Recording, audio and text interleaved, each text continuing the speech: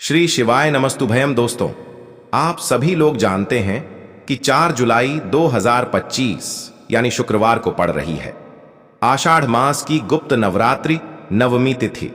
और दोस्तों, यह वह तिथि है जो आषाढ़ मास में पढ़ने वाली सबसे बड़ी तिथि है, क्योंकि यह शुक्रवार के दिन पड़ रही है और इसका बहुत ही बड़ा और विशेष महत्व होता है।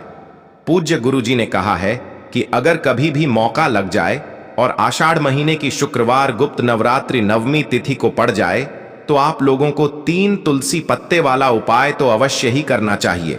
इन दोनों का संयोग बहुत ही कम आता है। इसी के साथ में गुरुजी ने अपनी शिव पुराण कथा में बताया है कि इस दिन आपको एक 3 तुलसी पत्ते वाला उपाय तो आपको अवश्य ही करना चाहिए, क्योंकि ऐसा दिन पूरे साल में सिर्फ एक ही बार आता है। और दोस्तों, आप सभी लोग जानते हो कि शुक्रवार नवमी तिथि का अगर सबसे बड़ा कोई उपाय है तो वह 3 तुलसी पत्ते वाला उपाय है। तो दोस्तों, शुक्रवार नवमी तिथि के दिन आप लोगों को इस 3 तुलसी पत्ते वाला उपाय को जरूर करना है। बहुत सारे लोग होंगे जिन लोगों ने इस उपाय को ना किया हो, मतलब पूरा साल निकल गया, उन्होंने किसी भी दिन इस 3 तुलसी पत्ते वाला उपाय को ना किया हो। पर दोस्तों, आपके पास एक आखिरी मौका बचा हुआ है, जो कि 4 जुलाई 2025 शुक्रवार गुप्त नवरात्रि नवमी तिथि के दिन है स्विंगल। इस दिन आप लोगों को इस वाले उपाय को जरूर कर लेना है। भले ही आपने पूरे महीने भर इस उपाय को ना किया हो, पर अगर आपने इस आषाढ़ महीने के शुक्रवार नवमी तिथि के दिन अगर इस वाले उपाय को कर लिया तो आपको इस उपाय को करने का वह फल मिलेगा जिसकी आपने कभी कल्पना भी नहीं करी होगी। इसीलिए आप लोग इस वाले उपाय को एक बार जरूर कर लेना है, ताकि आप लोगों के हाथ से यह मौका ना जा सके और आपको इस उपाय को करने का फल मिल सके। दोस्तों, यह उपाय पंडित जी ने अपनी अभी की ही श्री शिव महापुराण की कथा में बताया है। जी, इस उपाय को आज हम आपको बहुत अच्छे से समझाने वाले हैं। इस वीडियो को देखने के बाद इस उपाय को समझने के लिए आपको कोई और वीडियो को देखने की जरूरत नहीं पड़ेगी। तो चलिए दोस्तों, उपाय को शुरू करते हैं। देखिए, यह इस आषाढ़ महीने के शुक्रवार नवमी तिथि के दिन यह इतना खास होता है, इतना महत्वपूर्ण होता है। देखा गया है कभी कभी बड़े बड़े पूजा पाठ अनुष्ठान से जो मनोकामना पूर्ण नहीं होते, वह आषाढ़ महीने की शुक्रवार नवमी तिथि के दिन एक छोटे से उपाय करने से ही आपकी मनोकामना पूर्ण हो जाती है। और बहुत सारे लोगों ने इस उपाय को किया भी है और उनको इस उपाय को करने का फल भी जरूर मिला है। अगर आप लोग भी इस उपाय को करना चाहते हैं तो आप इस उपाय को पहले अच्छे से समझ लेना, सुन लेना, उसके बाद करना। आपको इस उपाय का फल जरूर मिलेगा। और इस उपाय को कर लेने से आपके घर में चाहे किसी भी प्रकार की दुख और समस्या क्यों ना चल रही हो, आपको उसका कारण भी नहीं पता है कि भाई यह समस्या किस कारण से चल रही है, उसका कुछ भी कारण हो सकता है, जैसे पितृदोष हो सकता है या किसी भी तरह का मंगल दोष भी हो सकता है। तो इस दिन आप लोगों को यह वाला उपाय कर लेना है। यह एक ऐसा उपाय है जिस उपाय को अगर किसी विशेष दिन पर किया जाए तो भाई उस विशेष दिन का जो है वह तो हमें मिलता ही मिलता है, पर हमने उस दिन पर इस उपाय को किया है तो हमें उससे भी बड़ा फल मिलता है, और फल बहुत जल्द मिलता है, क्योंकि आप इस उपाय को बहुत ही बड़े और विशेष दिन पर कर रहे हो। तो चलिए अब उपाय के बारे में बात करते हैं, लेकिन उससे पहले आप लोगों को यह जानना आवश्यक है कि आखिर यह उपाय किस समय करना है, किसको करना है और कैसे करना है। तो चलिए हम आगे आपको वीडियो में एक एक करके बता देते हैं। लेकिन उससे पहले अगर आप लोग हमारे चैनल पर पहली बार आए हैं या फिर मेरी आवाज आज पहली बार सुन रहे हैं तो हमारे चैनल को सब्सक्राइब जरूर कर लेना और इस वीडियो को लाइक करके कमेंट बॉक्स में श्री शिवाय नमस्तुभयम ओम नमः शिवाय जरूर टाइप कर देना। तो दोस्तों, इस 3 तुलसी पत्ते वाला उपाय को हमें इस शुक्रवार नवमी तिथि के दिन कैसे करना है, किसको करना है, किस समय करना है और कहां पर करना है, ये सारे सवालों के जवाब आपको इस वीडियो में मिल जाएंगे। और जो ये वीडियो देखेगा भाई उसको 3 तुलसी पत्ते वाला उपाय जरूर करना चाहिए, क्योंकि इस दिन एक तुलसी पत्ते का भी बहुत ही बड़ा और विशेष महत्व होता है। और जब बात आ जाए 3 तुलसी पत्ते वाला उपाय की, तो यह सोने पर सुहागा वाली बात हो जाती है और ये एक बहुत ही बड़ा उपाय हो जाता है इस शुक्रवार नवमी तिथि का। तो अब दोस्तों, इस 3 तुलसी पत्ते वाला उपाय को आखिर करना किसको है, सबसे पहले हम लोग वह बात जान लेते हैं। तो देखो, घर की जो बड़ी माताएं बहनें होती हैं, उन माताओं बहनों में से कोई भी एक बड़ी माता बहन इस वाले उपाय को कर सकती है। और दोस्तों, अगर आप चाहें तो अपने घर में से सभी सदस्यों को भी इस उपाय को करवा सकते हैं। अगर किसी व्यक्ति की खुद की कोई मनोकामना है, खुद की कोई दुख और परेशानी है जो कि वह अपने लिए ही करना चाहता है, इस वाले उपाय को तो वह खुद अपने लिए भी कर सकता है। बाकी अगर कोई घर में से ऐसा है जो कि अपने पूरे घर परिवार की सुख और शांति के लिए यह वाला उपाय करना चाहता है, तो भाई वह भी कर सकता है। उसमें भी कोई दिक्कत वाली बात नहीं है। कहने का मतलब यह है कि इस उपाय को हर एक सदस्य भी कर सके है और पूरे घर परिवार के सदस्य के लिए घर की बड़ी माताओं बहनों में से कोई एक माता बहन भी कर सकती है। माताएं बहनें अगर घर में उपस्थित ना हो या वह यह वाला उपाय ना कर पा रही हो, तो फिर घर का कोई बड़ा सदस्य भी इस 3 तुलसी पत्ते वाला उपाय को कर सकता है, चाहे फिर वह पुरुष ही क्यों ना हो। उसमें कोई भी दिक्कत वाली बात नहीं है। उसके बाद में दोस्तों जो अगला प्रश्न निकल कर आता है वह यह आता है इस उपाय को लेकर कि आखिर इस उपाय को हमें किस समय करना है, सुबह के समय करना है कि शाम के समय करना है। तो देखो, इस वाले उपाय को आप लोग सुबह के समय भी कर सकते हो और शाम के समय प्रदोष काल में भी कर सकते हो। अब अगर आप पूछो कि भाई सबसे उत्तम समय कौन सा रहेगा इस 3 तुलसी पत्ते वाला उपाय को करने का, तो हम आपसे बस यही कहेंगे कि इस उपाय को आप सुबह के समय करेंगे तो ज्यादा बेहतर होगा। बाकी अगर प्रदोष काल शाम के समय भी करेंगे तो भी अच्छा होगा, उसमें कोई भी दिक्कत वाली बात नहीं है। तो अब दोस्तों जो अगली सबसे बड़ी और महत्वपूर्ण बात आती है वह यह आती है कि सुबह अगर हम उपाय को करेंगे तो हमें कितने बजे से लेकर कितने बजे तक के बीच में करना है, और शाम के समय प्रदोष काल में करेंगे तो हमें कितने बजे से लेकर कितने बजे के बीच में करना है। तो देखो, सुबह जितनी जल्दी हो सके आप उपाय को करने की कोशिश करना। बाकी अगर किसी कारणवश लेट भी हो जाओ, थोड़ी देर भी हो जाए, तो 10 या 11 बजे तक भी आप उपाय कर लेना, पर 12 बजे से ज्यादा देरी ना हो। ठीक है, इस बात का ध्यान रखना। उसके बाद में दोस्तों अगर शाम के समय प्रदोष काल की बात करें, प्रदोष काल का जो समय होता है वह शाम के 6 बजे से शुरू हो जाता है। मतलब शाम के 6 बजे से लेकर 7 बजे के बीच का जो समय होता है यह समय प्रदोष काल का समय होता है। तो आप इस उपाय को 7 या 8 बजे के बीच में भी कर सकते हो। मतलब शाम के 6 बजे से रात 8 बजे के बीच में आप कभी भी इस वाले उपाय को कर सकते हो, उसमें कोई भी दिक्कत वाली बात नहीं है। तो चलिए दोस्तों जान लेते हैं सबसे पहले उपाय के बारे में, जो कि है तुलसी जी के पत्तों का बहुत ही चमत्कारिक उपाय। देखिए, हम सभी के घरों में माता तुलसी का पौधा अवश्य ही होता है। तो देखिए, हमें तुलसी जी के पौधे से सबसे पहले तो 3 पत्ते तोड़ने हैं। तो देखिए, तुलसी जी के आपको 3 पत्ते तोड़ लेने हैं, और इन तुलसी जी के पत्तों को तोड़ने के बाद आपको एक छुटकी हल्दी भी अपने साथ में लेनी है। हल्दी के अंदर आपको जल मिलाकर के पेस्ट के रूप में तैयार करना है, और इसी के साथ में आपको एक दीपक भी लेना होगा। दीपक आप मिट्टी का भी ले सकते हैं, आटे का भी ले सकते हैं, और इस दीपक में आपको शुद्ध घी डाल करके इसमें आपको लंबी रुकी बाती का प्रयोग करना है। देखिए दोस्तों, आपके पास है 3 तुलसी जी के पत्ते। तो पहला जो तुलसी जी का पत्ता है उस पर आपको सबसे पहले तो जो आपने हल्दी ली है उसकी एक बिंदी लगानी है। और पहला जो तुलसी जी का पत्ता है, आपके घर में भगवान विष्णु का चाहे कोई सा भी स्वरूप हो, चाहे लड्डू को गोपाल जी का स्वरूप हो, या फिर भगवान कृष्ण की आपके मंदिर में प्रतिमा हो, या फिर भगवान श्री राम की प्रतिमाएं, उनके सामने आपको पहला तुलसी जी का पत्ता अर्पित करना है। अब देखिए दोस्तों, आपके पास जो 2 तुलसी जी के पत्ते हैं और आपके पास जो एक दीपक है, इन्हें आपको लेकर के पहुंचना है अपने ही घर में तुलसी जी के पौधे के पास में। देखिए, सबसे पहले तो आपके पास जो 2 तुलसी जी के पत्ते हैं उन पर भी आपको हल्दी की एक एक बिंदी लगानी है, और उन दोनों ही तुलसी जी के पत्तों को आपको अपने घर में तुलसी जी के पौधे के वहां पर ही अर्पित कर देने हैं। और इस प्रकार से यह दोनों पत्ते भी तुलसी जी के पौधे के पास में अर्पित करने के बाद अंत में जो आपके पास एक लंबी बाती का दीपक है, इसे आपको तुलसी जी के पौधे के पास में ही प्रज्वलित कर देना है।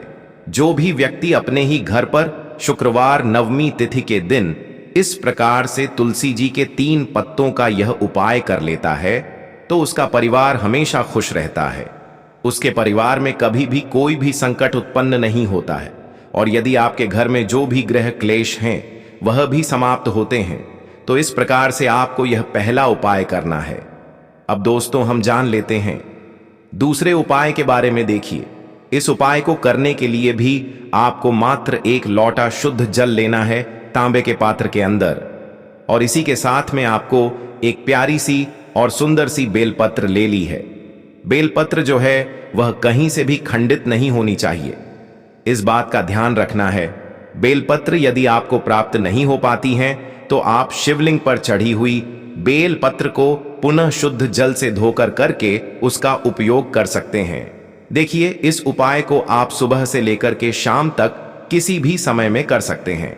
देखिए, मंदिर पहुंचने के बाद सबसे पहले तो आपके पास जो अपनी हथेली में रखना है और आपको कुंडकेश्वर महादेव से प्रार्थना करनी है कि मेरे शरीर में या फिर मेरे परिवार के इस सदस्य के शरीर में कोई भी भारी रोग हो चुका है जिसमें उसे आराम नहीं मिल पा रहा है, डॉक्टरों को लगातार दिखा रहे हैं, दवाओं का लगातार सेवन कर रहे हैं, लेकिन बीमारी में आराम नहीं मिल पा रहा है। हे मेरे कुंडकेश्वर महादेव, मुझे अपनी बीमारी में आराम दिलाने ने की कृपा करें। इस प्रकार से आपको कामना करते हुए यह जो एक बेलपत्र है, इसे आपको माता अशोक सुंदरी वाले स्थान पर अर्पित करनी है। देखिए, माता अशोक सुंदरी वाले स्थान पर जब भी आप यह बेलपत्र अर्पित करेंगे तो इसकी जो चिकनी साइड है वह शिवलिंग से स्पर्श रहेगी, और इसको आपको इस प्रकार समर्पित करना है कि जो इसकी डंडी है वह शिवलिंग की तरफ रहेगी और इसका जो पट्टी वाला भाग है वह जलाधारी की ओर रहेगा। इस प्रकार से आपको यह एक बिलपत्री शिवलिंग पर अर्पित करनी है। इसके बाद आपके पास जो एक लोटा शुद्ध जल है उसे आपको सबसे पहले माता शक सुंदरी वाले स्थान पर अर्पित करना है। देखिए, आपको शिवलिंग के ऊपर जल अर्पित नहीं करना है, पूरा ही जल आपको धीरे धीरे जहां आपने बेलपत्र अर्पित की थी उसी के ऊपर आपको अर्पित करना है। जल को अर्पित करते समय लगातार आपको कुंडकेश्वर महादेव का स्मरण करते रहना है। देखिए, जैसे यह जल जलाधारी से होकर के बह करके आएगा तो इसे आपको थोड़ा सा किसी भी खाली पात्र में झेल लेना है, और इस जल को आपको महादेव से यानी कि कुंकेश्वर महादेव से औषधि स्वर प्राप्त कर लेना है और इसे आपको अपने घर लेकर के आ जाना है। अब देखिए, इस जल का आपको आचमन करना है। या तो आप बीमार हैं तो आपको इस जल का आचमन करना है, या फिर घर का कोई भी सदस्य बीमार है तो उसे आपको कुंडकेश्वर महादेव का स्मरण करवाते हुए इस जल का आचमन करवा देना है। पूज्य गुरु जी ने बताया है कि जो भी व्यक्ति इस उपाय को 5 दिन 60 दिन इस प्रकार से कर लेता है तो उसकी जो बड़ी से बड़ी बीमारी है वह समाप्त हो जाती है। देखिए, अब हम जान लेते हैं तीसरे उपाय के बारे में। देखिए, यह जो उपाय है विशेषकर उन लोगों को करना चाहिए जो बहुत ही अधिक बीमार पड़ते हैं, यानी कि आपके घर में जितनी भी कमाई होती है वह सभी बीमारी में खर्च हो जाते हैं, या फिर आपके घर में ऐसा कोई भी व्यक्ति है जो बहुत अधिक गुस्सा करता है जिससे बहुत ही अधिक क्लेश आता है, तो उसके लिए भी आप यह उपाय कर सकते हैं। तो देखिए, इस उपाय को करने के लिए आपको गिन करके गुड़ के 60 टुकड़े लेने हैं। गुड़ के आपको 60 टुकड़े लेने हैं। देखिए, आपके घर में जो व्यक्ति बहुत अधिक बीमार रहता है या फिर कोई व्यक्ति बहुत अधिक गुस्सा करता है तो आपको यह जो 7 गुड़ के टुकड़े हैं अपने सीधे हाथ में रखना है, और उस व्यक्ति के ऊपर से आपको घड़ी की दिशा में 7 बार सर से लेकर के पैर तक उतार लेने हैं, यानी कि उस व्यक्ति के सर से लेकर के पेड़ तक आपको इन गुड़ के टुकड़ों को 7 बार घड़ी की दिशा में घुमा लेना है। अब देखिए, इन गुड़ के टुकड़ों को 7 बार घुमाने के बाद आपको लेकर के सीधे पहुंचना है भगवान शिव के मंदिर में। आपके घर में यदि शिवलिंग है तो वहां पर भी आप इस उपाय को कर सकते हैं, या फिर मंदिर में भी इस उपाय को कर सकते हैं। अब देखिए, आपके हाथ में जो 7 गुड़ के टुकड़े थे जिन्हें आप मंदिर लेकर के आए थे, उन्हें आप कुछ शिवलिंग के ऊपर रखना नहीं है, केवल शिवलिंग के ऊपर आपको 7 बार घुमाना है। और जब भी आप यह गुड़ के टुकड़े घुमाएंगे तब आपको कल्याण शवर महादेव का बहुत ही सुंदर सा नाम लेना है।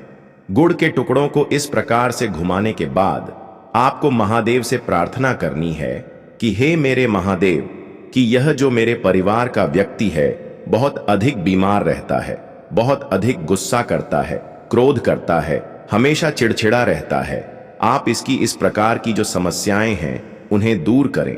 और इसके बाद आपको यह जो गुड़ के टुकड़े हैं साथ इन्हें आपको अपने घर लेकर के आ जाना है और एक एक गुड़ का टुकड़ा आपको प्रतिदिन जो व्यक्ति बीमार है या फिर जो बहुत अधिक गुस्सा करता है उसे खिला देना है। उस व्यक्ति का जो भी क्रोध है, गुस्सा है, वह हमेशा के लिए शांत हो जाएगा। इस प्रकार से आपको यह उपाय करना है। अब दोस्तों हम जान लेते हैं चौथे विशेष और अंतिम उपाय के बारे में। देखिए, इस उपाय के लिए भी आपको मात्र एक लोटा शुद्ध जल लेना है तांबे के पात्र के अंदर। अब देखिए, इसी के साथ में आपको एक चुटकी हल्दी लेना है। आपको हल्दी जो है वह पिसी हुई लेनी है और इस हल्दी के अंदर आपको थोड़ा सा जल मिला करके एक पेस्ट के रूप में तैयार कर लेना है। अब देखिए, इसी के साथ में आपको एक दीपक ले लेना है। दीपक आप चाहे तो मिट्टी का भी ले सकते हैं, शुद्ध आटा मनकर उसका भी दीपक तैयार कर सकते हैं। इस दीपक के अंदर आपको लंबी रुकी बाती का प्रयोग करना है और दीपक के अंदर आपको शुद्ध घी का प्रयोग करना है। इस प्रकार से आपको एक दीपक भी तैयार कर लेना है।